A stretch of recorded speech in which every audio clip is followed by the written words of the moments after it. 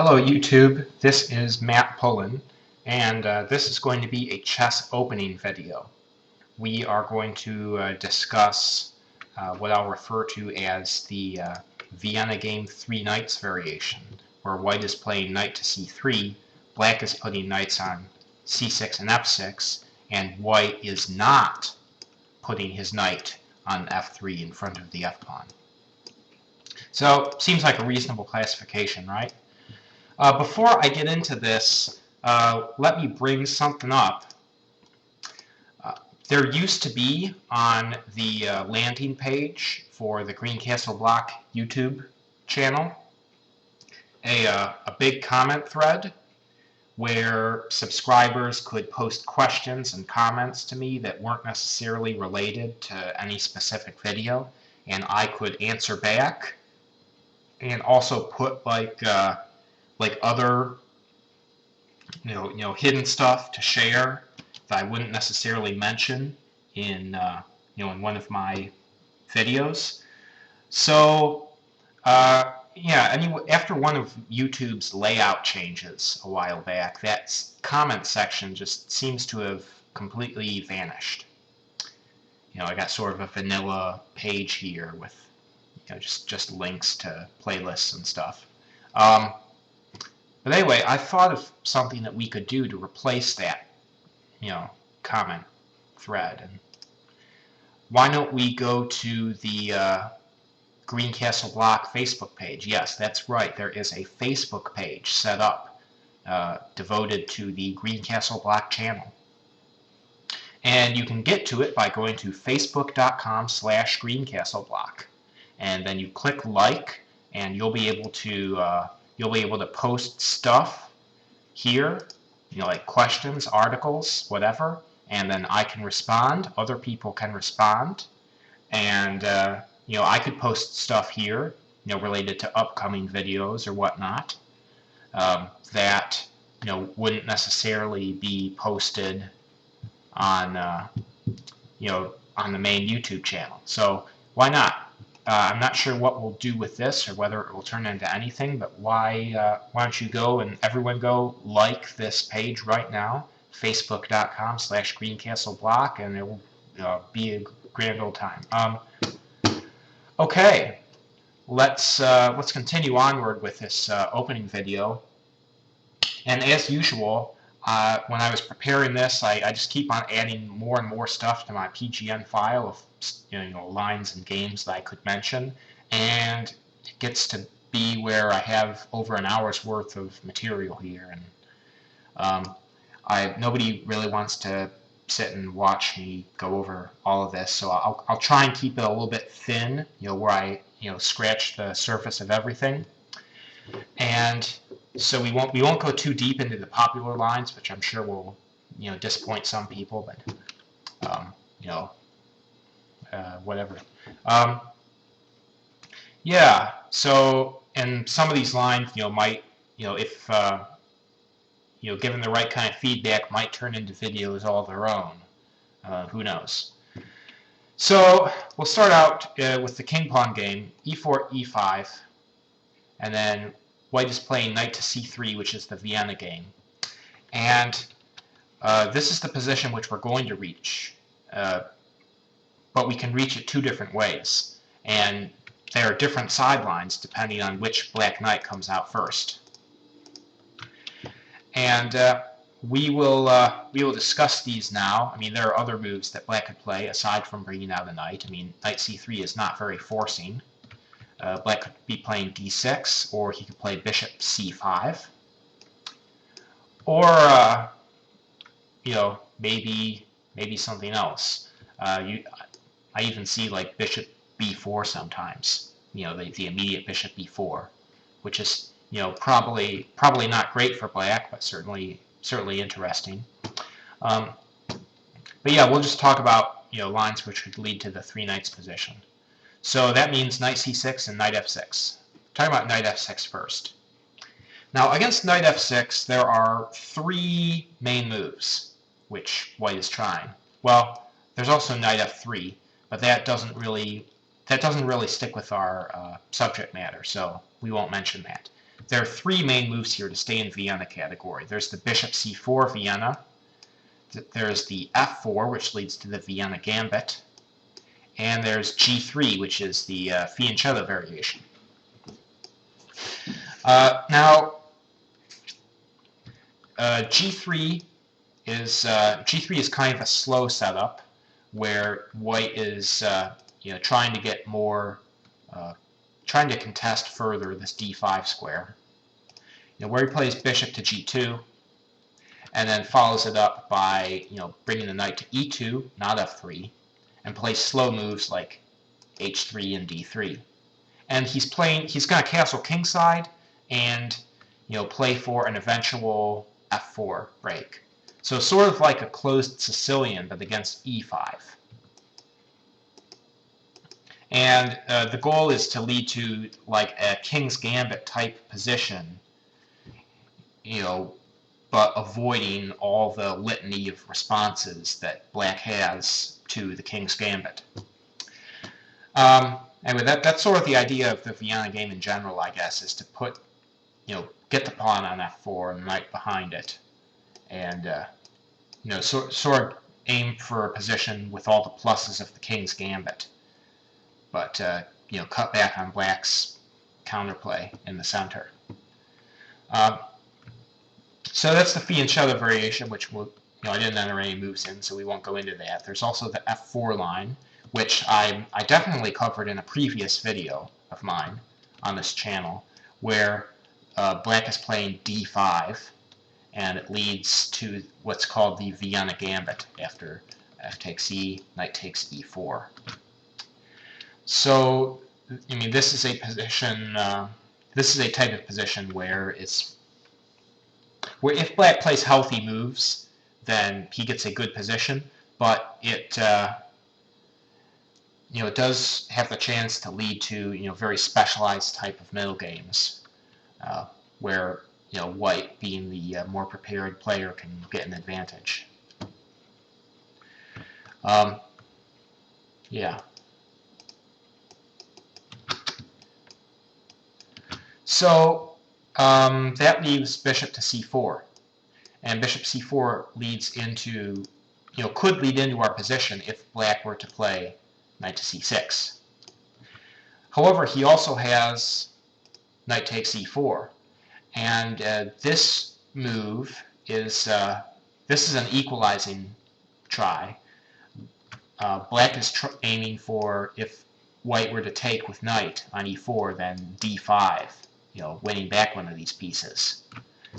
This fork trick will leave black with a pawn on e5, and he'll have a small space advantage, which he could use to claim equality.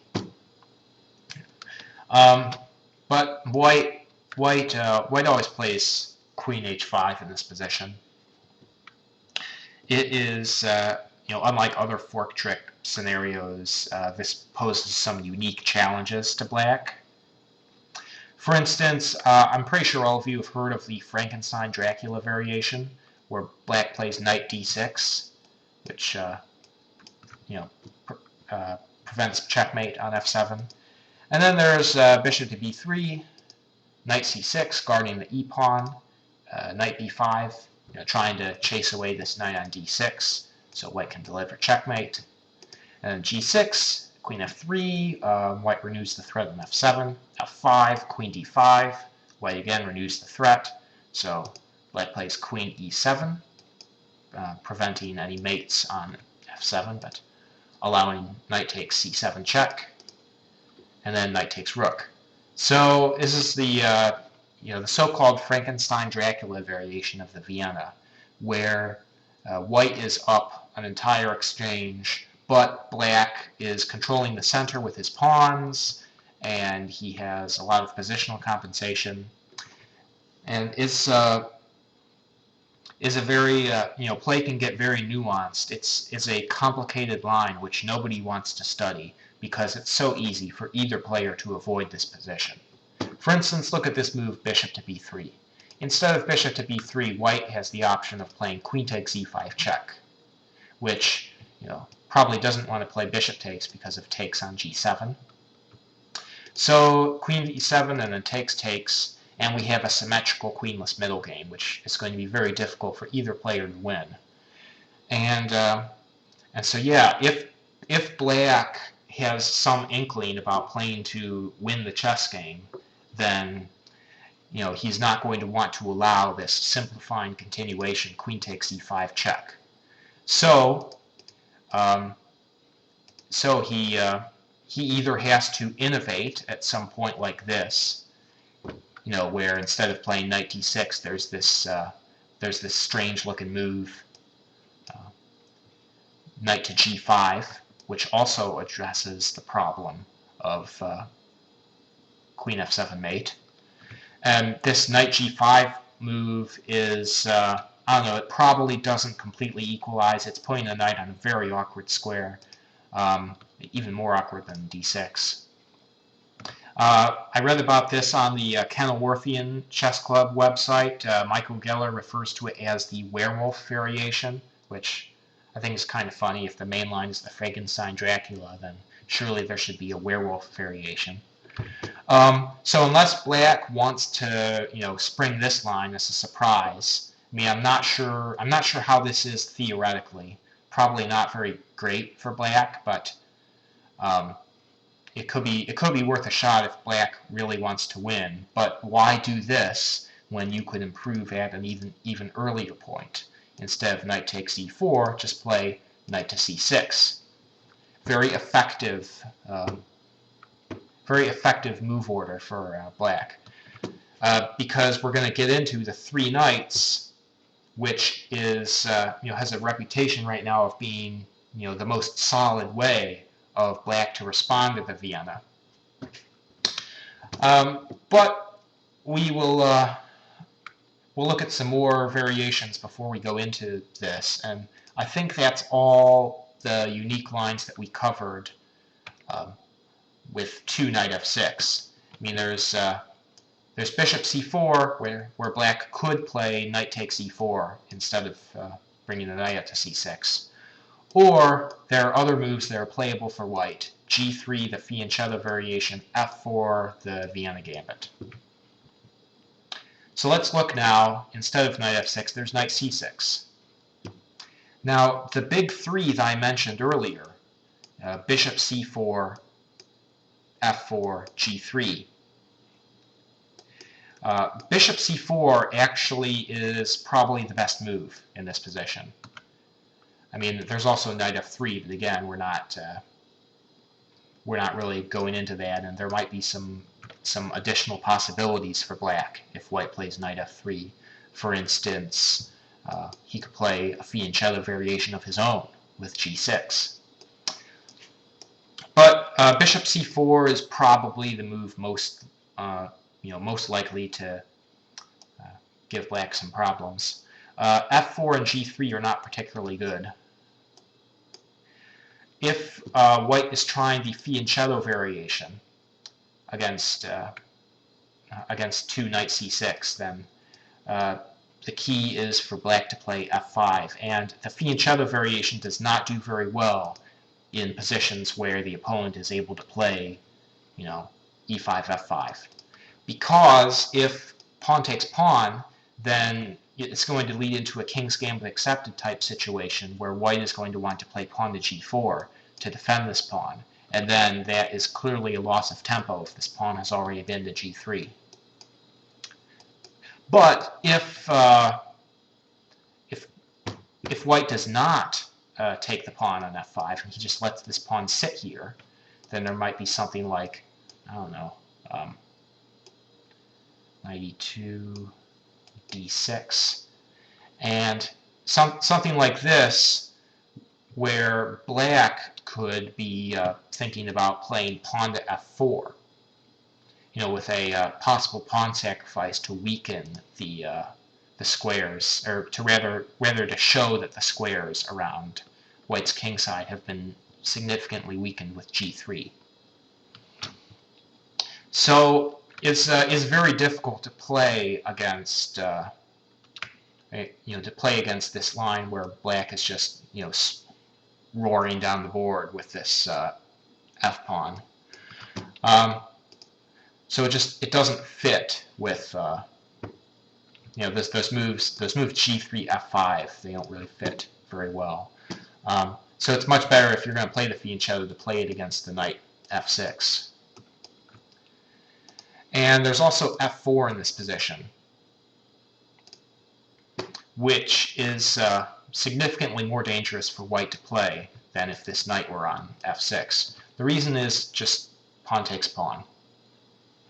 And here, I mean, this leads to something called the Pierce Gambit after knight F3 G5, which is like a King's Gambit accepted, except that, you know, we're committed to these moves, knight C3 and knight C6 being in there, which is generally going to favor black, because white is not able to play, you know, lines where he, you know, gets C3 and D4, you know, taking control over this D4 square. The knight, this trade-off of moves knight C3 and knight C6 is you know, generally, it's my understanding that this move pair is generally favorable for black. There's this other possibility though. Instead of knight F3, there's D4.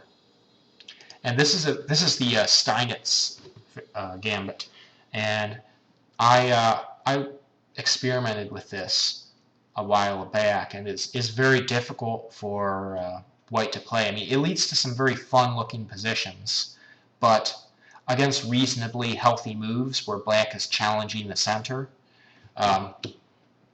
here white looks like he's just, you know, occupying the center with his pawns and preparing to recapture right away.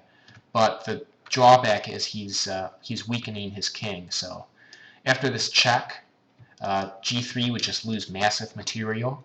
After like F takes G, knight F3, G2, check, knight takes, G takes H1 queen.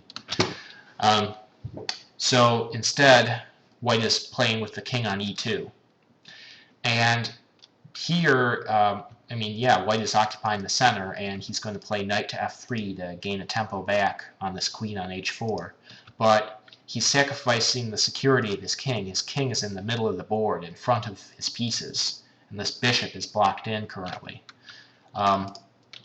So here is, I mean, this is very difficult for me to believe, although I have tried to play this for white, so I know how difficult it is.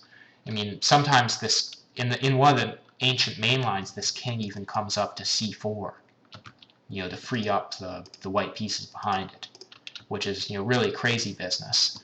You know, leads back to the 18th century where no one was good at defense.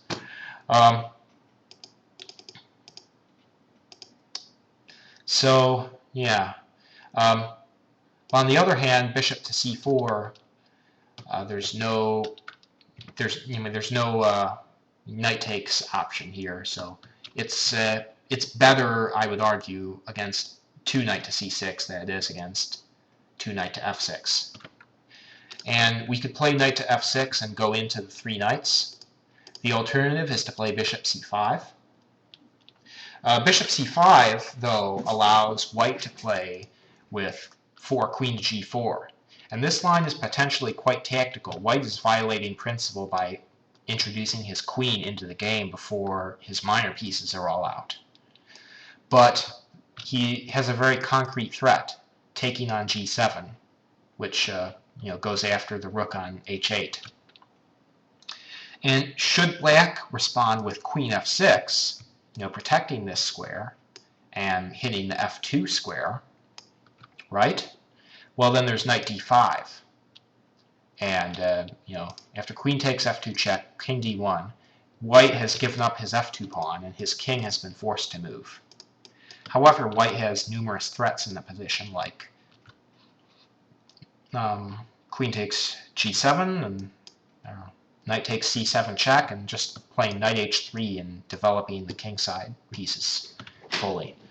So this is again is a very complicated line where the current thinking is that white has the superior position, but it's the type of game where the more prepared player is going to win.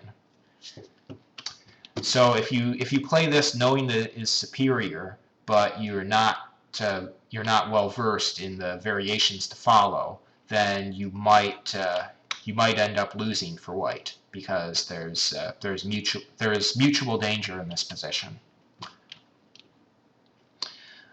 So that will not be discussed further, but is a good candidate for a future video, perhaps, if there's sufficient feedback for that. Yeah, so that is why knight f6 is. I said that is why knight f6 is the best move in this position. We've reached this position again, the 3 knights, where knight f3 would lead to a position in the 4 knights game with bishop to c4, which I've already discussed in a previous video, one of my first videos on this channel, why this is not good for white, in that black can just play this fork trick. Knight takes e4, d5. And, I'm not going to discuss this again, but black equalizes without difficulty in that line. So let's look at other moves. Let's look at 4d3, and we'll also look at 4f4. 4d3 prevents the fork trick by protecting this with a pawn. It's setting up a pawn chain with the bad bishop outside and developing this piece, and waiting to see where this knight will develop. Will it develop to f2, or f2? Will it develop to e2, or will white play f4, knight f3? D3 in general makes it easier to play f4 because the bishop is protecting it. So it's the next stereotypical Vienna game move. There's f4, which is this is a move which, according to my database, Fischer played in the 60s, but I'm pretty sure that those games were transpositions from another move order. It allows knight takes e4. This is the obvious attempt, because the white's last move f4 did nothing to prevent the fork trick. So knight takes e4. With the idea of knight takes, and black is playing d5. So white usually plays knight f3 in this position, which leads to a position reminiscent of the bad-end gambit in the Petrov defense, where knight takes c3, d takes, and white is getting open lines for his pieces, like d6 castles. And it's a position where white has a lot more mobility, and black is ahead of pawn and has a very passive position. The challenge is not that white is threatening to do something to attack right away, but rather how is black going to develop his pieces in a way that prevents white from getting the initiative, or how does he develop his position without generating weaknesses, I guess, is the challenge. So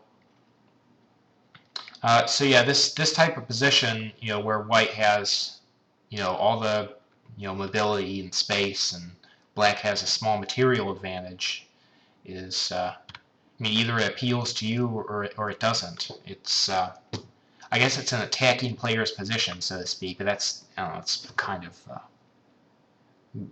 kind of a trite way to describe it, I guess. But yeah, this position actually is not reached as often as this position after knight to d6, where black is avoiding that exchange, which would open up for white's bishops, but he's putting this knight on a very awkward square, d6, where it blocks his d-pawn, so this bishop on c8 is difficult to develop. So the knight is, however, hitting the bishop, so there's a small gain of time in the short term, and it does protect f7. So bishop d5 and bishop b3 are both seen in this position. I think bishop b3 is a little more common. And after e4, knight to g5, it looks like yeah, white is getting a time advantage. He's preparing to recapture this pawn on e4. He could castle short and play d3 and fully activate his pieces.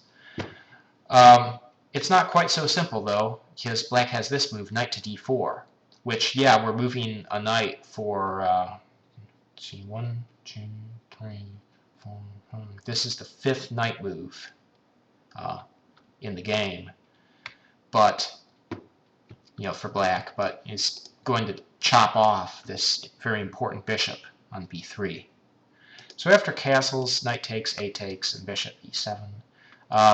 Yeah, white could recapture the pawn on e4 right now, but it's not a very good idea. After knight g takes e4, black is able to exchange his most awkward piece, the knight on d6. Knight takes, d5. White is expanding in the center, gaining time, developing his pieces. He's got 2 bishops. I can't find anything positive to say about white's position, really. I mean, he does have more effective rooks. He's got this rook behind the f pawn, which might push to f5. He's got this rook, which is developed on the a file. So that rook is very influential as well. So yeah, this is the position where white has active rooks. But yeah, I would not recommend that for white. d3 is probably practically the better decision, where he's giving up this gambit again. I mean, white is going to take on e4 and get the big pawn center, so black has to take, and then queen takes. And now all of white's pieces are effectively placed. Well, maybe not this bishop on c1, but the bishop is, after this f pawn advances, the bishop will be very active on this diagonal. So it's a position where, if you look at black's pawns, they're all in the 7th rank. I mean, there are no significant weaknesses that have been created, by pawn moves. But black has a very passive position, and he's has a small material plus. He's up a pawn. So, I mean, this type of position, if it were reached, I would, I'd probably enjoy playing white more than black in this position. But it just goes to, I mean, on other players that would prefer the black position as well. Yeah, it's hard to argue that black has made any mistake to justify, having a worse position. Even though he's moved knights multiple times in the opening, it's to exploit white's strange movements. So yeah, after h6, knight h3, I guess it's forced, but still here I think this might be okay for white.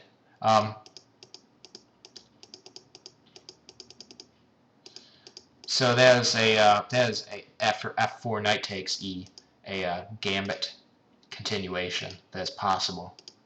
Also bishop c5.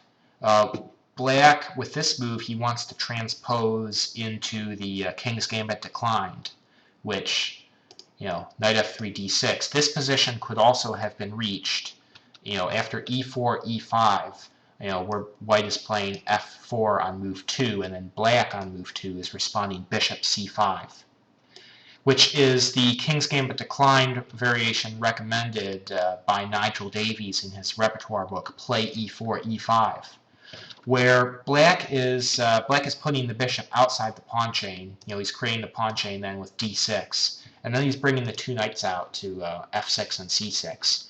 And usually he wants to put the bishop on g4, which helps fight for the d4 square. And sometimes he does things like take on f4 and knight h5.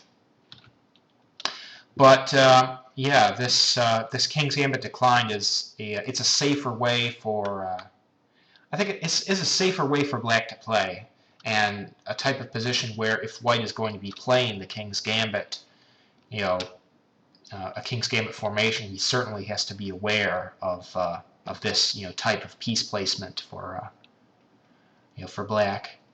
So, I mean, one of the lines that white plays against the King's Gambit decline with bishop c5 is he plays pawn to c3 with the idea of not only playing for pawn to d4, but also sometimes playing pawn to b4.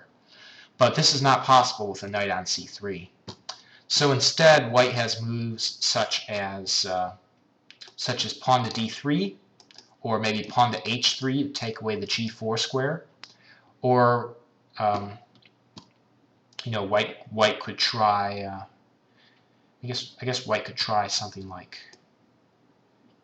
queen e, something funny like queen e2 with the idea of knight to d5. I don't know. So yeah, that is a line which you definitely should know more about if if you were to play the f4 move order. So f4 is possible here, but d3 is the more stereotypical Vienna game treatment, where f4 is made safer by f4 is made safer by allowing the immediate recapture. So here again, there's a choice for black. The most common move is before knight to a5, and this is very popular these days with the idea of simply taking advantage of white's slow move order to sacrifice some time, exchange a knight for a bishop, and go for the long-term advantage of the two bishops. That is black's philosophy here. Just a quick look at other moves. There's bishop to c5, again leading to the king's gambit declined after f4, d6. But this move order, where white is not necessarily committed to having the knight on f3, allows for this unique variation, 6f5. This move was played more by Jacques Mises than anyone else.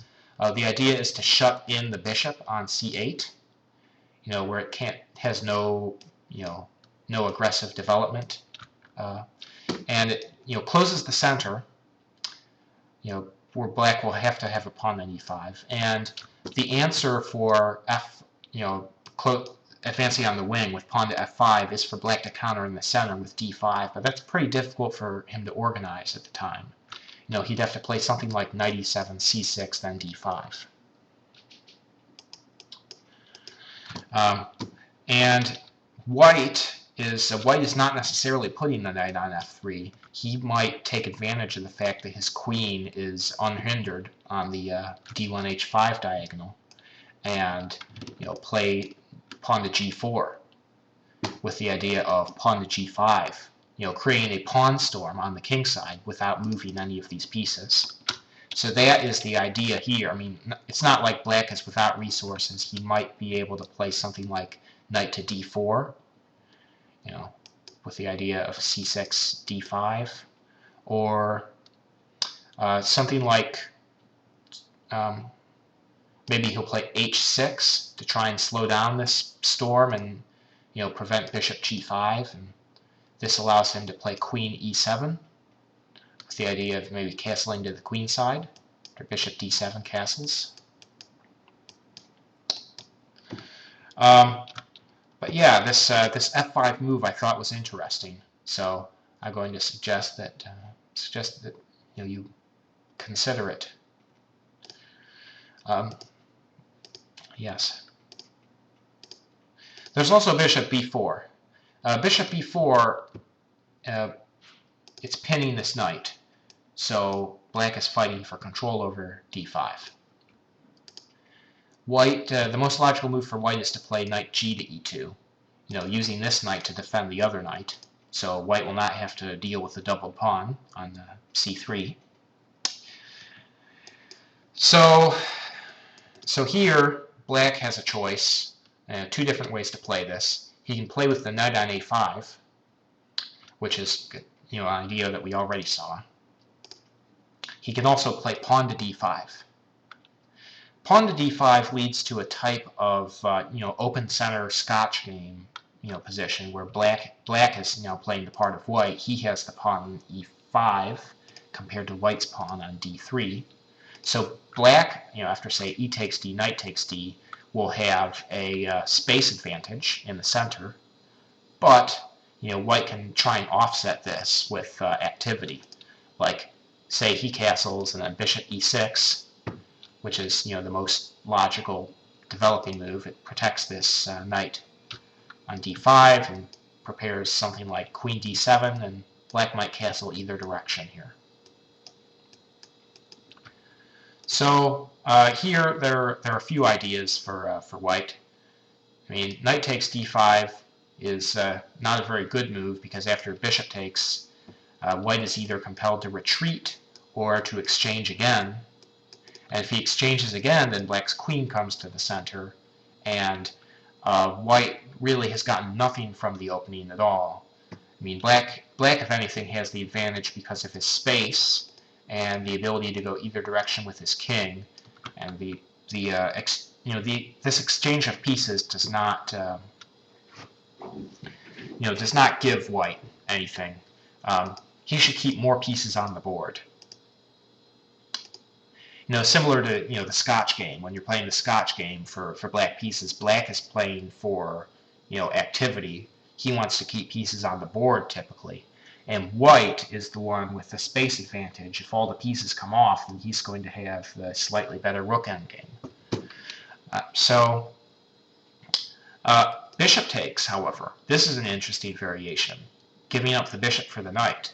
If bishop takes, white does not take the bishop on d5. Rather, he plays pawn to f4. So he's giving black the bishop pair, but this bishop on b4 isn't really doing anything and will probably have to be relocated soon. And white, with this move f4, he's creating some action on the king side. I mean, pawn takes would give up black's advantage of having the better center pawn and just allow white to develop. But if black does not take this pawn, then white may either chop himself on e5 to open up the f-file, or advance his f-pawn and try and use the rook behind the pawn. So yeah, that is one variation. And another one, knight e4, which appears to be mostly played by Nikola Mitkov, is also a logical move. This knight might drop back to g3. It might bounce to g5 to pressurize the bishop. And more importantly, it vacates the c3 square. White would like to advance the pawn to c3, where not only it gains a tempo on the bishop, but also protects the otherwise weak d4 square. So, yes. So that is d5. There's knight a5, which I don't think makes as much sense as knight a5 on the move before. 6a3, white has several moves, but 6a3 seems to be the most logical.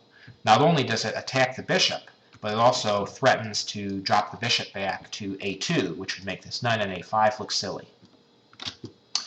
So here, bishop takes c3 check, knight takes bishop, pawn takes. And this is a position with slightly different imbalances compared to the knight a5 main line. Black has no bishop pair here, but it also means when he plays d6, he'll have no bad bishop behind the pawn chain. And white really has no significant time advantage here. I mean, both sides have one piece in play. Both sides are one move from castling, and white's queen is slightly more active than black's queen because he has the d-file under control. So yeah, I would evaluate this as being definitely okay to slightly better for white. And the reason that is after bishop takes c3 check. Knight takes c4. I believe this is just a mistake because white is not taking the knight, he is taking the bishop now, b4. And this knight is now on prise. So black has to spend another move with his knight, dropping back to b6, and then white advances his pawn to d4, and white is now opening the center, and he has more space than his opponent, and his rook is now a developed piece because of the a-pawn capture. So yes, this I believe is clearly favorable to white.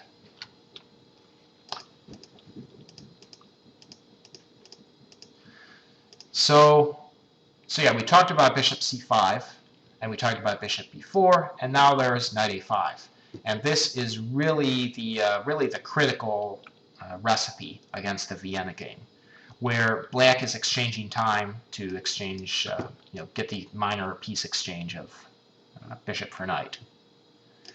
So there are, we'll just talk about the moves in this position. Knight g to e2 leads into the main line where white is developing a piece, preparing to castle, and daring black to take on c4. And e2 turns out to be the best square for this knight in this variation. There are also other moves. Queen f3. Again, this is a typical Vienna game development of bringing the queen out to f3 and the knight out to e2 behind the queen. And here it would seem to be the logical response to knight a5 because the knight can no longer come to d4 and harass the queen, which it usually can, which forces the queen to go back and defend c2. So here, after knight takes and takes, black has to decide whether to play with the bishop inside or outside of the pawn chain. He can play bishop b4, g2, d6, and then h3, which is a very important move, by the way, because if white plays a3 first, then there's bishop g4. Bishop g4 with the idea of taking the knight on e2. So, for instance, queen d3, bishop takes e2, and now the problem is, after this bishop is recaptured, there's going to be bishop takes knight, and the pawn on e4 is going to be a problem. So queen takes, and takes, and takes, and after knight d7, black, I would say black is better here. White does have a bishop against the knight that's the bishop is not a very effective piece, and white has tripled pawns, black has control over the square in front of the tripled pawns. White really has no kind of initiative at all. His position is just severely defective.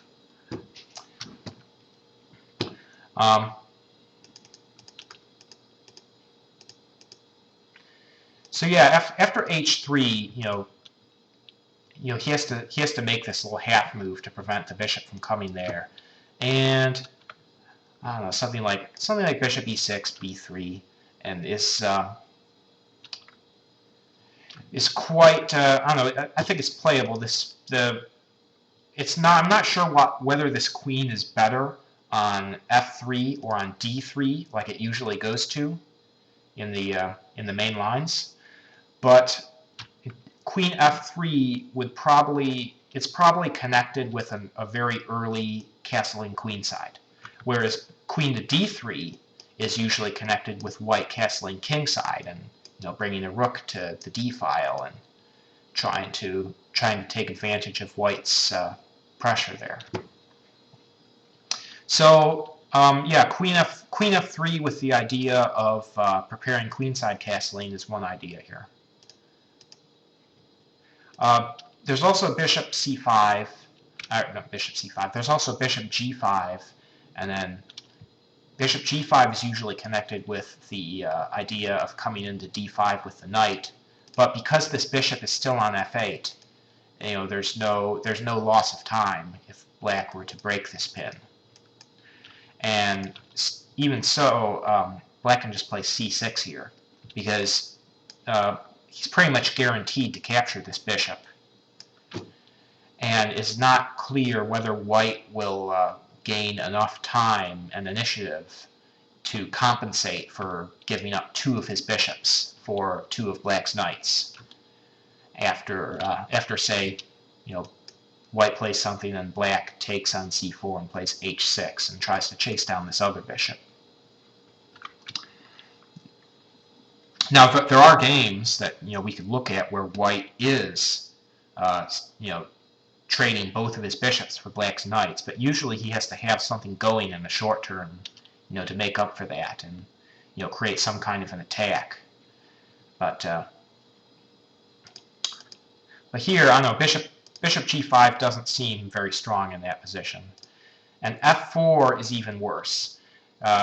You would think that f4 would be a good move because we are attacking an unprotected pawn, and we're moving new pieces into play, preparing knight f3 and castles.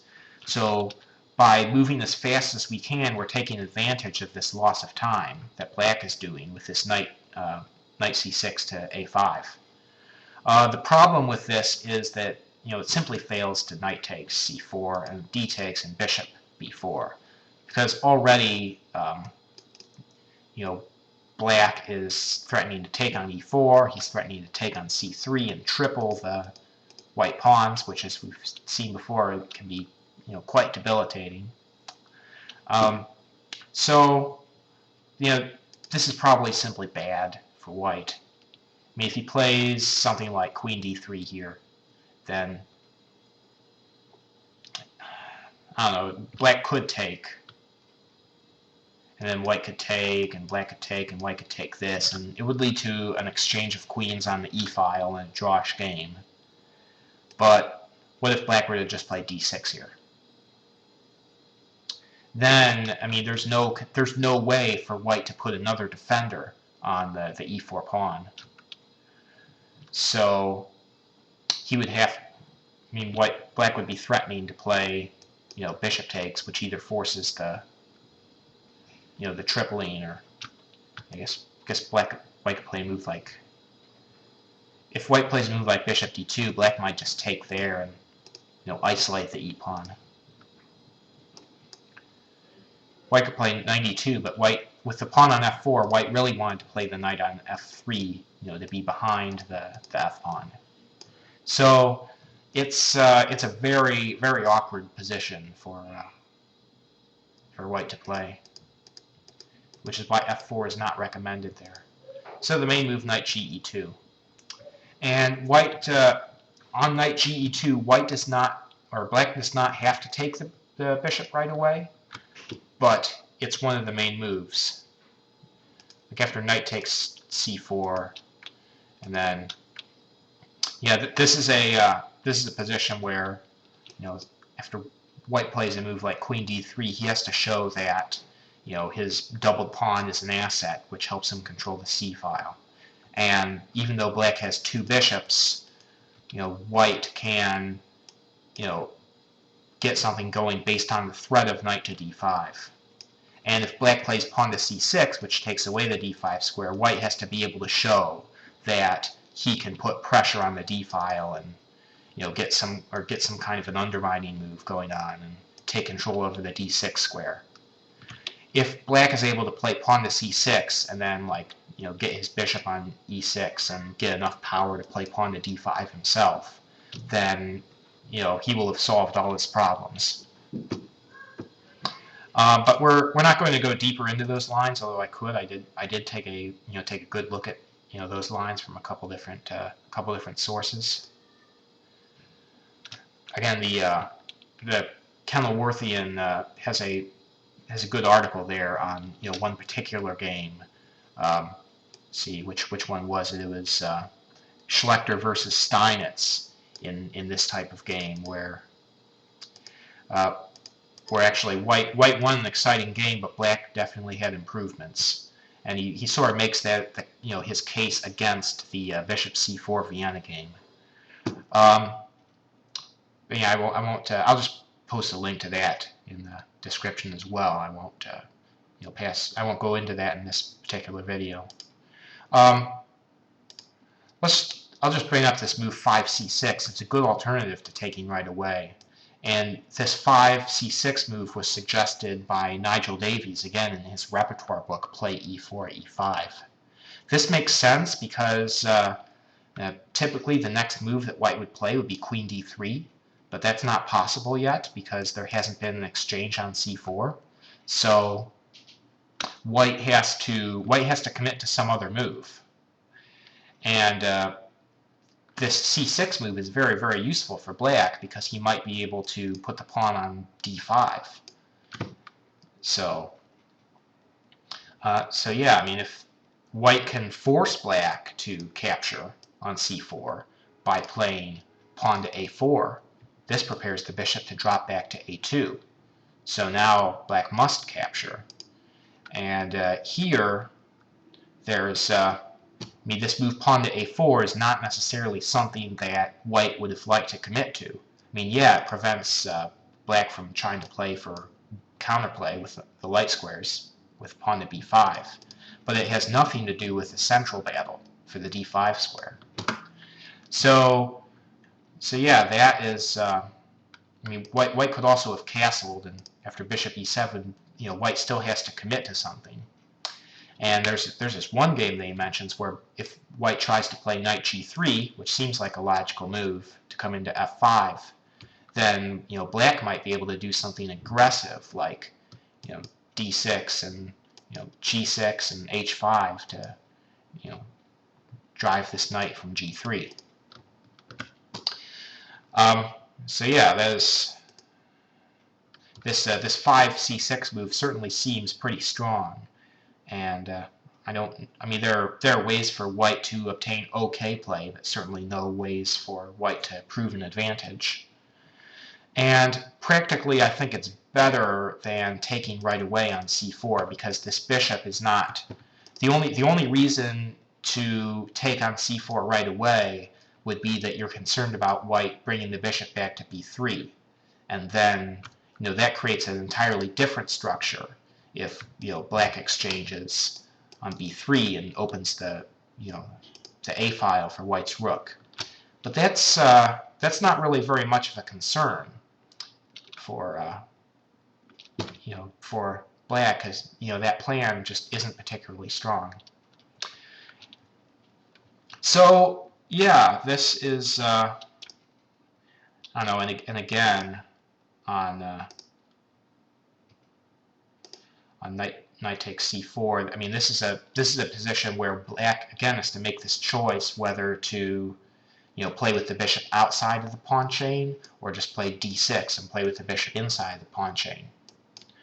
But because d6 and c6 will inevitably be played sooner or later to take away the d5 square, once these two pawn moves have been played, this d6 square becomes then the target of white's operations. And if this bishop is outside of the pawn chain, then it's easier for white to attempt to exchange the bishop, and that would make d6 weak.